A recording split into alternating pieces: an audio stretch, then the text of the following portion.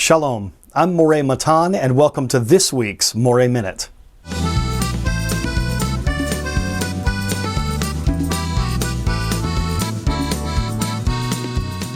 This week, just as last week, we have a double portion.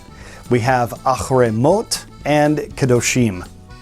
I'm going to give you a little bit of a lesson in a linguistic clue that we have in Achrei Mot, referring to the scapegoat. As you know, as a part of the ritual that's explained here in this Torah portion, there are two identical he-goats, one that is sacrificed and one that the sins of Israel are placed upon the head, and it's taken out into the wilderness and thrown off a cliff, which might sound a little strange to us, but that is what happened.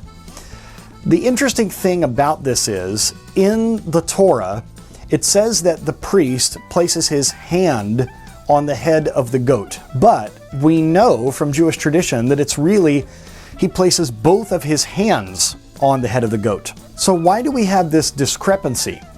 Well, this happens many times in the Torah and in other books of the Bible, like the Megillah of Esther, for instance. There is something known as the Kri and the Ktiv. And what this means is there's a certain way that we read or chant or pronounce the words in the Torah, and there is sometimes another way that they are actually written. The easiest example for us to use as an object lesson would be when the word Yud He Vav He is written in the Torah and we pronounce the name Adonai. So it's written one way in the Torah, but we pronounce it or chant it using a different word. So the word that is there, written in the Torah, is the word yado, which means hand. It's in the singular. But what we pronounce when we are reading this is yadav, which means hands. So it's written as a singular hand, but we read it and understand the true meaning of it as hands. Now we could go into why don't we just have it written the way that it is said.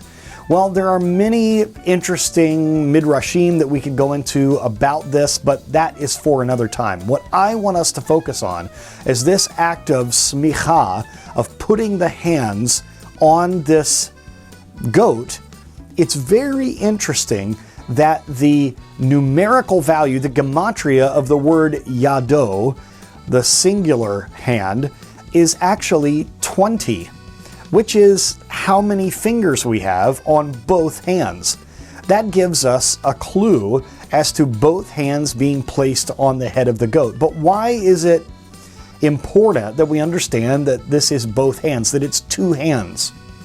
Well, as many of you may know, in Judaism, one side, one hand, represents the judgment or justice, the might of God, the gevurah, and the other side represents chesed, or mercy and grace.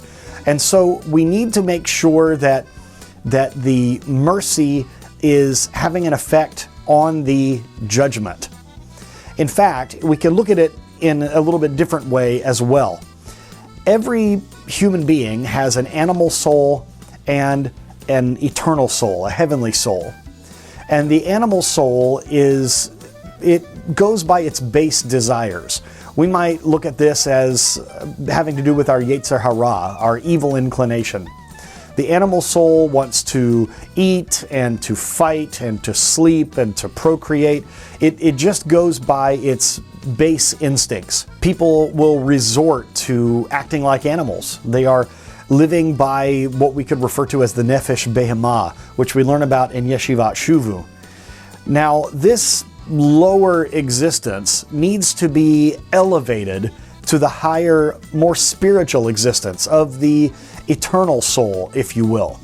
So we look at it like one hand represents the animal instinct, and the other hand represents the more spiritual, the more lofty. What we learn about in yeshiva shuvu is the nefesh hamaskelet.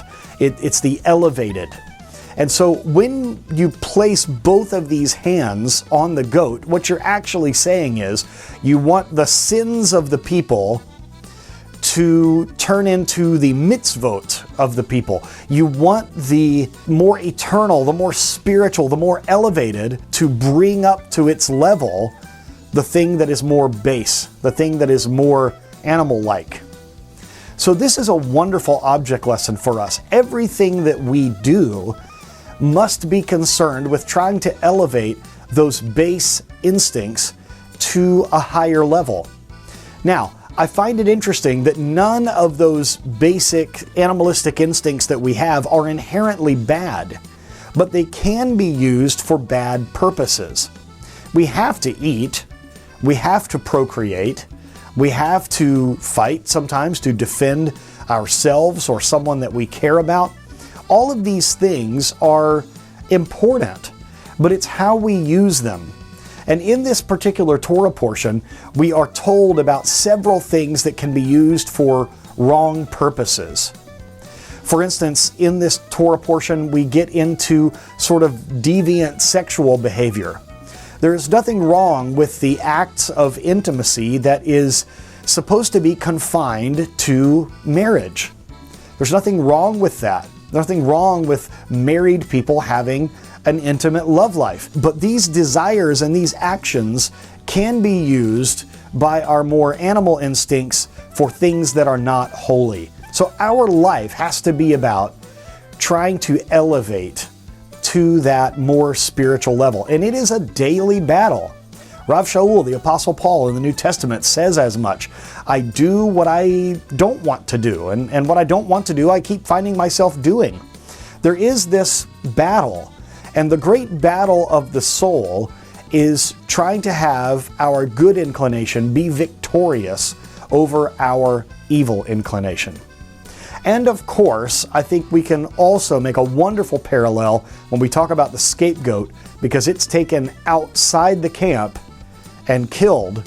We can of course make an analogy to the Messiah with that as well. I pray that you will dive in, and I pray that this will create within you a hunger to continue studying, to continue digging. I seem to discover something new even though I read the same passage last year. I hope the same is true for you.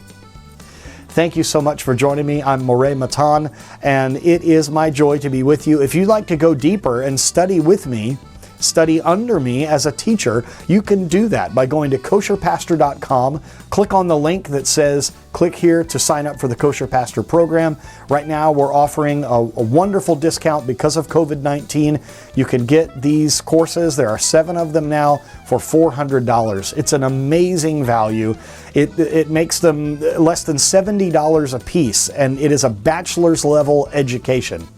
So please go there, sign up, and we appreciate your support. You can also from there go to the larger yeshiva, which will take you several years to go through. It took me just over 5. And you can graduate from there and seek ordination and certification as well from Yeshivat Shuvu, and you could go to shuvu.tv to learn more about that.